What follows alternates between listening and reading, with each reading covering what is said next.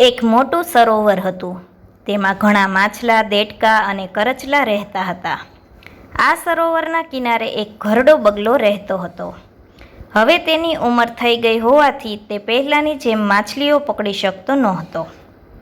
ભૂખના કારણે તે દુબળો થઈ ગયો હતો. એક દિવસ બગલાએ શિકાર કરવા માટે એક યુક્તિ વિચારી. તે સરોવરના કિનારે બેસીને આંસુ સારવા લાગ્યો. તેને રડતો જોઈને એક કરચલો તેની પાસે આવ્યો અને પૂછ્યું, બગલાભાઈ, આજે તમે શિકાર કરવાને બદલે કેમ રડો છો? બગલાએ નિસાસો નાખતા કહ્યું, ભાઈ, શું કહું? મેં જ્યોતિષીઓ પાસે સાંભળ્યું છે કે આ વર્ષે જરાય વરસાદ પડવાનો નથી અને આ સરોવર જલ્દી સુકાઈ જશે. મને ચિંતા એ વાતની છે કે આમાં રહેતા મારા મિત્રો પાણી વિના મરી જશે. કરચલો તો ગભરાઈ ગયો. તેણે આ વાત બધા માછલાઓને કરી. બધા બગલા પાસે મદદ માગવા આવ્યા. બગલાએ ખોટી શિખામણ આપતા કહ્યું, અહીંથી થોડે દૂર એક બારેમાસ ભરેલું સરોવર છે.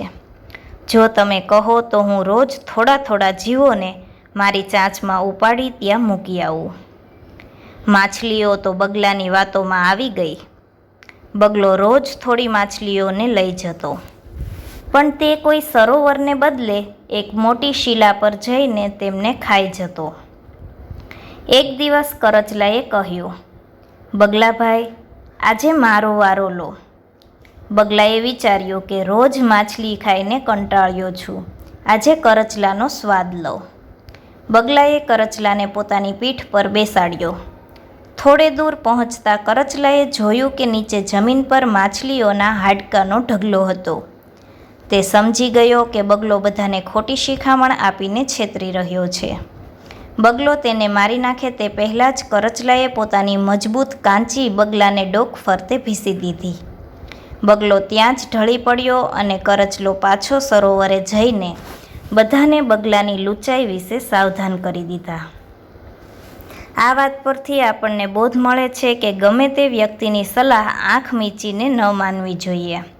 સ્વાર્થી લોકો ઘણીવાર પોતાનો ફાયદો સાધવા માટે ખોટી શિખામણ આપે છે.